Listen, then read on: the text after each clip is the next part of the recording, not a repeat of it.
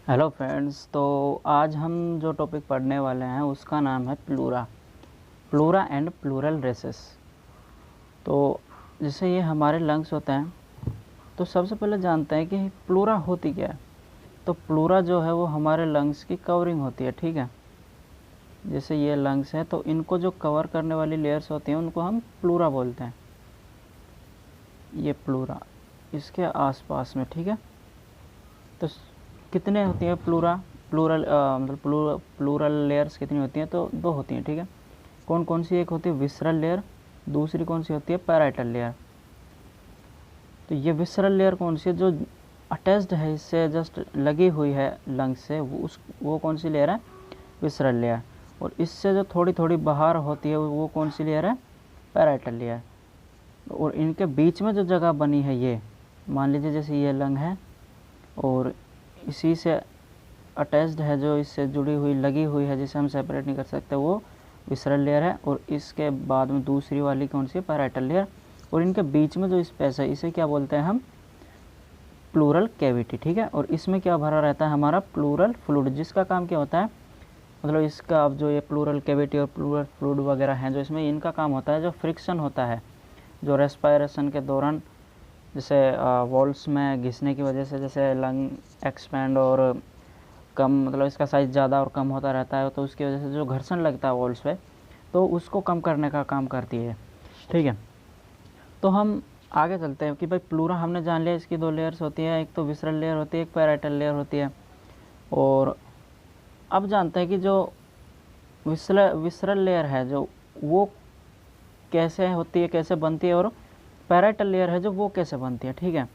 तो मान लिया कि जैसे हमारे बर्थ के टाइम, नहीं बर्थ से पहले, जैसे डेवलपमेंट के टाइम में ये हमारी लेयर्स थी प्लूरा की, ठीक है। और ये हमारे क्या थे यहाँ पे? लंग्स जो बन रहे थे उस टाइम पे, हमारे डेवलपमेंट के टाइम में, जब हम गर्भावस्था में होते हैं। तो जब ये जैसे ये लंग्स वगैरह बनने जैसे बड़े होने चालू होते हैं, तो ये क्या, कैसे ये इनके बीच में एक्सपेंड होना शुरू हो जाते हैं ऐसे, ठीक है। ये लंग एक्सपेंड हुआ और इनके पास में जो प्लूरा होती है वो ऐसे ऐसे चली जाती है इनके हिसाब से ही। मतलब जैसे जैसे लंग है जो उसमें एक्सपेंड होता जाएगा, वो उसके आसपास में आती जाएगी और उसको घेरती जाएगी, ठीक है। और एक टाइम पे ये कंप्लीट बन जाएगी, जो मतलब जैसे ये लंग्स हैं जो कंप्लीट बन जाएंगे, तो ये जो विसरल लेयर है, ये जो अंदर की साइड में ये वाली लेयर है, ये विसरल लेयर बन जाएगी, और ये वाली पैराइटल लेयर, ठीक है। तो ये ऐसे डेवलप होती है। इसके बाद में चलते हैं कि जो विसरल लेयर है उसका तो खैर ऐसा कोई पार्ट नहीं है, क्योंकि वो तो इसके जस्ट अटैच्ड होती है, और जो फिशर्स वगैरह होते हैं लंग के, उनमें भी वो धंसी रहती है। तो उसके बाद में चलते हैं कि जो पैराइटल लेयर है, जो पैराइटल लेयर है उसके कौन कौन से पार्ट होते हैं, कौन कौन से सब डिवीजन्स होते हैं, जो कि पूछे जाते हैं एग्ज़ाम्स में। तो हम यहाँ एग्ज़ाम्स के हिसाब से पढ़ेंगे। तो चलते हैं कि इसके कौन कौन से पार्ट होते हैं, कौन सी प्लूरा के? पैराइटल प्लूरा के, ठीक है। तो पैराइटल प्लूरा के कौन कौन से पार्ट होते हैं? तो इसके जो सब डिवीजन्स हैं, पार्ट बोलते हैं या सब डिवीजन्स बोलते हैं, तो 4 सब डिवीजन्स होते हैं। 4 कौन कौन से सब डिवीजन्स होते हैं इसके? सबसे पहला होता है कोस्टल, ठीक है। उसके बाद में दूसरा कौन सा हो गया? डायफ्रामेटिक। और उसके बाद में हो गया मीडियास्टिनल पार्ट या सब डिवीज़न, मीडियास्टिनल। और उसके बाद में कौन सा हो गया? सर्वाइकल, ठीक है। तो कोस्टल कौन सा पार्ट होता है, और सर्वाइकल कौन सा पार्ट होता है, मीडियास्टिनल कौन सा पार्ट होता है, या डायफ्रामेटिक कौन सा पार्ट होता है, ठीक है। तो ये हम जानते हैं इसमें। तो मान लीजिए जैसे ये हमारी प्लूरा है, ये हमारे लंग के पास वाली जो प्लूरा है, कौन सी? पैराइटल प्लूरा, ये। तो इसमें एक मिनट, यहाँ पे देखिए, ये वाला जो पार्ट है जहाँ से हमारी कौन सी आती है? फर्स्ट रिब आती है ना, ये ऐसे आएगी। तो अब ये वाला जो पार्ट बना है इसका, एक मिनट मुझे थोड़ा कलर चेंज कर लेने दीजिए पेन का। तो ये वाला पार्ट है जो ये कौन सा, सर्वाइकल प्लूरा। अब जो ये वाला पार्ट जो बना है ये है सर्वाइकल प्लूरा। और इसके बाद में ये वाला जो पार्ट है ये प्लूरा का, ये वाला पार्ट ये कौन सा है, ये हो गया मीडियास्टिनल, ठीक है। और ये वाला कौन सा है, सर्वाइकल। और उसके बाद में ये वाला पार्ट है जो कि थोरेसिक वॉल से अटैच्ड होता है, उसको क्या बोलते हैं हम, कोस्टल पार्ट, ठीक है, कोस्टल सब डिवीज़न या फिर कोस्टल पार्ट। तो उसके बाद में आता है हमारा लास्ट जो चौथा है, वो कौन सा है, ये डायफ्रामेटिक पार्ट, जो कि डायफ्राम के अटैच में होता है, ठीक है। ये मीडियास्टिनम से जुड़ा हुआ होता है, मीडियास्टिनम की तरफ वाला पार्ट है जो कौन सा, mediastinal part of the parietal pleura. और ये वाला पार्ट कौन सा हो गया, ये वाला हो गया डायफ्रामेटिक, ठीक है। तो उसके बाद में ये हो गए इसके पार्ट्स या सब डिवीज़न जिसे हम बोलते हैं किसके, पैराइटल प्लूरा के, ठीक है। तो अब चलते हैं हम आगे, कहाँ, प्लूरल रेसेस की तरफ में, ठीक है। तो अब जैसे प्लूरल रेसेस क्या होते हैं, सबसे पहले तो ये जानते हैं। तो प्लूरल जो रेसेस है वो क्या है, प्लूरा का एक्सटेंडेड जो पार्ट होता है वो क्या कहलाता है, प्लूरा, प्लूरल रेसेस। जैसे कि अगर हम इसकी जैसे डेफिनेशन अगर हम एक उसमें बोले लाइन में, तो क्या होता है, expanded region of the pleural cavity are called pleural recesses. जैसे कि मान लीजिए, इसको मिटा लेने दीजिए थोड़ा, जैसे ये हमारा लंग है, ठीक है, यहाँ पे ये, तो इसके पास में ये प्लूरा है, ये यहाँ पे नहीं होगी, सॉरी, ये जो प्लूरा है इसके हाइलम और जो क्या बोलते हैं उसको, पल्मोनरी लिगामेंट, उस तरफ में एब्सेंट होती है, ठीक है। ये बात ध्यान रखना, प्लूरा एब्सेंट होती है कहाँ पे, ये हाइलम होती है जो लंग की, जहाँ पे ये हमारी ब्रोंकाई वगैरह और ये जो इसमें इंटर करती है आर्टरी, ये वेंस वगैरह, पल्मोनरी आर्टरी वेंस वगैरह जहाँ से इंटर करती है वहाँ पे प्लूरा एब्सेंट होती है, ठीक है, हाइलम और पल्मोनरी लिगामेंट वाली जगह पे। तो ये जो एक्सटेंडेड पार्ट है ये, जो कि कब काम आता है, जब लंग ज़्यादा एक्सपेंड होता है या फिर लंग एक्सपेंडेशन के दौरान काम आता है, क्या, प्लूरा का ये एक्सटेंडेड पार्ट, जैसे ये और ये एंटीरियर साइड में ये और इंफीरियर साइड में ये, जैसे ये डायफ्राम है ना। तो डायफ्राम के, जैसे अभी मैं दूसरा कलर लेके समझाता हूँ, ये डायफ्राम हो गया। तो डायफ्राम है तो डायफ्रामेटिक सतह से ये वाला जो पार्ट आया प्लूरा का, ये एक्सटेंड हुआ जो पार्ट है प्लूरा का, ये वाला पार्ट क्या है, रेसेस बोलते हैं इन्हें। ये हुआ या फिर और भी जो भी मतलब ऐसा एक्सटेंडेड जो पार्ट होता है उसको क्या बोलते हैं, रेसेस।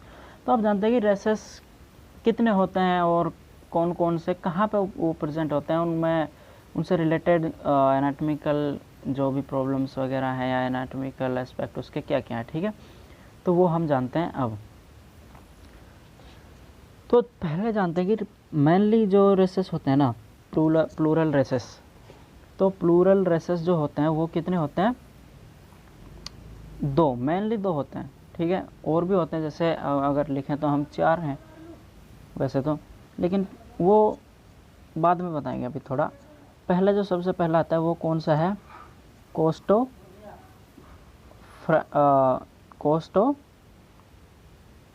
डायफ्रामेटिक,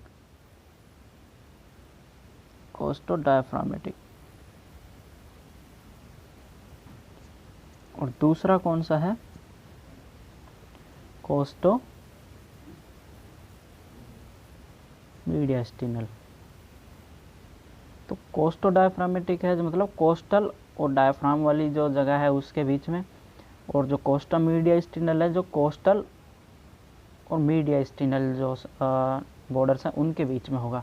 तो इससे तो हमें पता चलता है। लेकिन जो तीसरे और चौथे हैं वो कौन कौन से हैं, अब इनके नंबर्स पहले जान लेते हैं। ये दोनों साइड में होते हैं राइट एंड लेफ्ट, तो 2 ये हो गए, और ये भी राइट एंड लेफ्ट होते हैं तो 2 ये हो गए, है ना। फिर तीसरा कौन सा आता है हमारा प्लूरल रेसेस, जो तीसरा आता है वो है रेट्रो ईसोफेजल।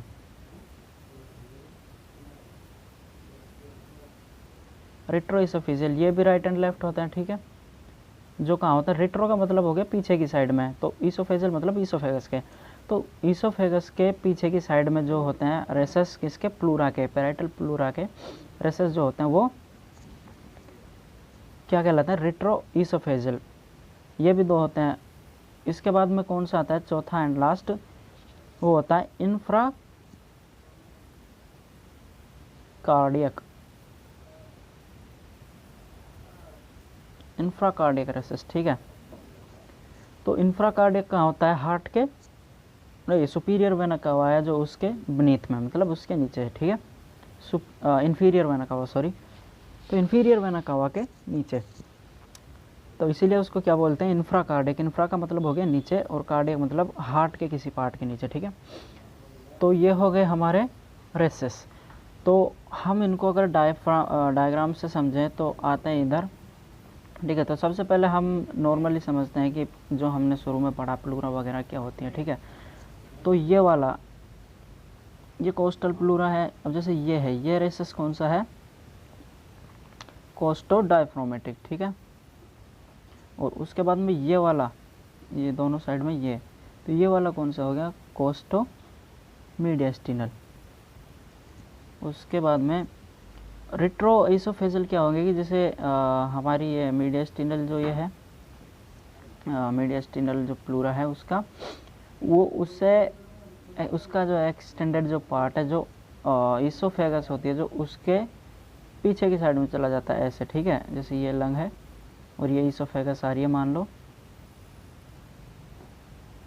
जैसे ये हमारी ईसोफेगस आ रही है, ठीक है। तो उसके जो पीछे की साइड में रेट्रो साइड में ऐसे एक्सपेंड होकर चले जाते हैं जो प्लूरा का पार्ट, वो कौन से होते हैं, रेट्रो ईसोफेजल प्लूरल रेसेस।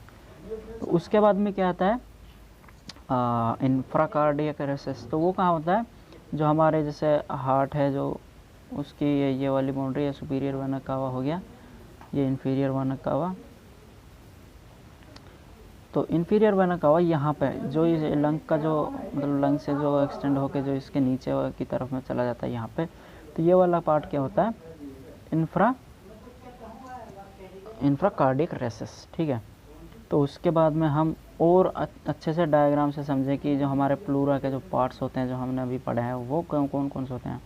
तो जैसा कि आप देख सकते हैं ये वाला जो पार्ट है जो ये येलो येलो कर रखा है, ये वाला कौन सा पार्ट है, ये है सर्वाइकल प्लूरा, ठीक है। उसके बाद में ये वाला पार्ट, ये जो ब्लू ब्लू कर रखा है, ये वाला कौन सा पार्ट है, कोस्टल प्लूरा, ठीक है। उसके बाद में ये यहाँ पे जो ये रेडिस जो पार्ट कर रखा है, ये मीडियस्टिनल जो पार्ट है या सब डिवीज़न, और ये वाला कौन सा हो गया, डायफ्रामेटिक, ठीक है। तो यहाँ पे हमें सारे समझ में आ जाते हैं कि कौन कौन से पार्ट होते हैं, अच्छे से और अच्छे से समझ में आता है। और अच्छे से समझने के लिए रेसेस वगैरह हम चलते हैं किसी दूसरे डायग्राम पे। तो दूसरे डायग्राम पे जाने के बाद में हमें ये देखिए, यहाँ पे ये जो पार्ट है, ये एक्सटेंडेड जो पार्ट है किसका, प्लूरा का, तो ये क्या कहलाता है, प्लूरल रेसेस। और ये वाला कौन सा प्लूरल रेसेस है, ये हो गया कोस्टो डायफ्रामेटिक, ठीक है। कोस्टो डायफ्रामेटिक जो रेसेस है वो वाला। अभी ये वाला जो रेसेस है ये कौन सा है, ये हो गया कोस्टो मीडियस्टिनल, ठीक है। और बाकी दो हम ऊपर चर्चा कर ही चुके हैं। जैसे ये, तो ये हमारी मान लीजिए जैसे ये दूसरी साइड से मतलब ऐसे ट्रांसवर्स लिया हुआ है जो, तो इसमें भी ऐसा कुछ है नहीं समझाने के लिए। आगे चलते किसी दूसरे वाले डायग्राम पे। हाँ, तो यहाँ पे थोड़ा क्लियर और अच्छा सा मतलब डायग्राम है जो कि रियल ह्यूमन एनाटॉमिकली बनाया हुआ है। इसमें और अच्छे से समझने के लिए भाई रियल में कैसा होता है, ठीक है। तो ये जो चमकीली चमकीली सी जो परत दिख रही है जो लंग के साथ में ही है, ठीक है। तो ये वाली कौन सी परत है हमारी, कौन सी लेयर है, ये होगी विसरल लेयर, ठीक है। और ये वाली जो ये है, जो ये थोड़ी कट की हुई है, देखिए यहाँ पे ये, फिर ये जो कट की हुई है, ये कौन सी है, पैराइटल लेयर, ठीक है। और उसके बाद ये जैसे लंग यहाँ पे ख़त्म हो गया, अगर आप ध्यान दें तो लंग यहाँ पे ख़त्म हो गया, लेकिन ये जो प्लूरा है ये यहाँ तक एक्सपेंड हुई पड़ी है, ये देखिए यहाँ तक एक्सपेंड हुई पड़ी है, ठीक है। तो ये क्या कहलाता है, प्लूरल रेसेस। और वो भी कौन सा प्लूरल रेसेस, कोस्टो डायफ्रामेटिक। और ये वाला जो ये एक्सटेंड हुआ पड़ा है, ये वाला क्या होता है, कोस्टो मीडियस्टिनल। तो मेनली तो दो ही होते हैं, मैन वो है जो है, लेकिन मतलब होता है वो स्मॉल होता है, मैन जो बड़े बड़े होते हैं वो ये वाले होते हैं। उसके बाद में हाँ, ये बात ज़रूर ध्यान रखिएगा कि ये जो लेफ़्ट लंग की जो लेफ़्ट जो प्लूरा है उसका जो रेसेस होता है कौन सा, कोस्टो मीडियस्टिनल, वो बड़ा होता है किसके कंपैरिजन में, राइट वाले कोस्टो मीडियस्टिनल रेसेस की कंपैरिजन में। क्यों, क्योंकि यहाँ पे जो कार्डियक नोच आती है ना, उसकी वजह से हार्ट इधर है, लेकिन ये रेसेस से ये इतना बड़ा हो जाता है। लेकिन इधर ऐसी कोई कार्डियक नोच वगैरह नहीं होती, तो ये रेसेस इतना ही रहता है, ठीक है, ये इतना ही रहता है, लेकिन यहाँ पे ये इतना होता है। तो लेफ़्ट जो कोस्टो मीडियस्टिनल रेसेस है वो बड़ा होता है किसके कंपैरिजन में, राइट वाले कोस्टो मीडियस्टिनल रेसेस के कंपैरिजन में। तो आगे और समझते हैं कि भाई इनसे रिलेटेड क्या है, मतलब एनाटॉमिकल एस्पेक्ट्स वगैरह क्या है। तो आपने सुना होगा प्लूरल इफ्यूजन वगैरह, ये तो ये क्या होता है कि जैसे यहाँ पे ये जो हमारे रेसेस हैं, इनमें जब फ्लूइड एक्यूमुलेट हो जाता है, फ्लूइड भर जाता है, तो वो क्या वो कंडीशन क्या कहलाती है, प्लूरल इफ्यूजन, ठीक है, प्लूरल इफ्यूजन, ठीक है। तो जैसे कि अभी हमारे ये वाले हैं, ये वाला है, एक बार इनको सबको मिटाते हैं, ये वाला है, मान लीजिए हमारा कौन सा कोस्टो डायफ्रामेटिक रेसेस है जो, अगर इसमें फ्लूइड एक्यूमुलेशन हो जाता है ऐसे, तो ये कौन सा हो गया, प्लूरल इफ्यूजन, ठीक है। तो ये एक एनाटॉमिकल एस्पेक्ट हो गया। और दूसरा खैर ऐसा कुछ और है नहीं है कि भाई एक्सरे वगैरह में कैसे देखते हैं, फिर दूसरे यही एनाटॉमिकल एस्पेक्ट्स हैं इसके। तो एक्सरे में जैसे फ्लूइड एक्यूमुलेशन वगैरह, या फिर परकशन के टाइम पे हम जैसे चेक करते हैं, या डलनेस वगैरह आती है प्लूरल इफ्यूजन के टाइम पे, तो वो किसकी वजह से आती है, इसकी वजह से कि जब कई बार ये इसमें फ्लूइड एक्यूमुलेट हो जाता है, तो जैसे हम परकशन करते आते हैं यहाँ से यहाँ से यहाँ से यहाँ से, तो यहाँ पे आके डलनेस स्टार्ट हो जाती है। वो किसकी वजह से होती है, क्योंकि यहाँ पे फ्लूइड भरा हुआ है किसमें, हमारे रेसेस में, प्लूरल रेसेस में। वो इधर भी हो सकता है, क्यों, क्योंकि इधर भी फ्लूइड एक्यूमुलेट होता है, लेकिन मेन चांस या फिर ज़्यादातर चांस होते हैं कि वो इस वाले रेसेस में, कौन से, कोस्टो डायफ्रामेटिक रेसेस में एक्यूमुलेट होता है। तो इन पर आते हैं, जैसे परकशन करते करते ऊपर से ऐसे ऐसे, तो इधर यहाँ पे आके डलनेस स्टार्ट हो जाती है, यहाँ पे डलनेस हो जाती है, तो हम उससे अनुमान लगा सकते हैं कि प्लूरल इफ्यूजन जैसी कोई कंडीशन हुई है। तो और अगर एनाटॉमिकल या फिर और भी कोई एस्पेक्ट बच रहा हो तो आप बताइए हमें। और आपको आज की क्लास कैसी लगी इसके बारे में हमें बताइए, कमेंट कीजिए और वीडियो को लाइक कर दीजिए और सब्सक्राइब कर लीजिए अगर आपको आगे भी ऐसी वीडियो चाहिए हिंदी में समझने के लिए, क्योंकि इंग्लिश में समझ में आना मुश्किल होता है। क्योंकि जैसे बहुत सारे जो बच्चे होते हैं हिंदी मीडियम से, उनको शुरुआत में या फिर बहुत टाइम तक ऐसे दिक्कत आती रहती है समझने में कि ये चीज़ कैसी है, ये चीज़ कैसी है, तो उनको हिंदी में अच्छे से समझ आता है, इसलिए हिंदी में हम ट्राई कर रहे हैं समझाने का सबको। तो आपको ये वीडियो कैसी लगी इसके बारे में कमेंट में आप बताइए हमें, और वीडियो को लाइक और शेयर कर दीजिए अपने दोस्तों के साथ में। So thanks for watching this video.